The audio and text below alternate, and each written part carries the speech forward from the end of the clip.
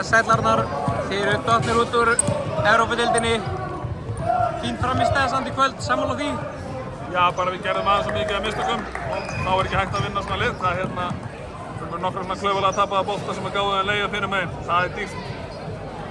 En heilt yfir stoltur á frammistöðunni í þessari keppni. Stúkan var ósátt með dómarana, við ætlum ekkert að vera að væli við þeim eða nokkuð. Ég ætla ekki að fara að taka upp á því núna. Nei. En þið hafið þá bara náð markmiðinu í rauninni. Þú sagði við mig fyrir tímabilið, 16 löguslit. Men eru menn ekki bara sátti með það? Sko þegar þú komið þangað, þá var markmiðið orðið eitthvað aftan.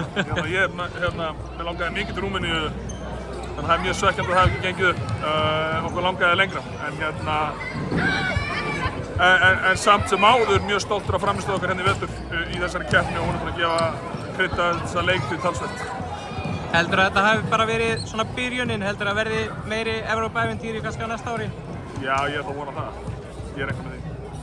En núna hafið þið tíma til að einbeita ykkur bara að íslensku deildinni og úrslitakeppninni sem er framundan. Ég meina það eru 3 mikilvægir leikir þar sem að skipta miklu máli. Já, bara núna þurfum við bara að endurstilla okkur. Nú þurfum við bara að reyna að vera á sem bestum stað í töflunni þegar leiktíðin klárast og það fer allur fókus á það núna.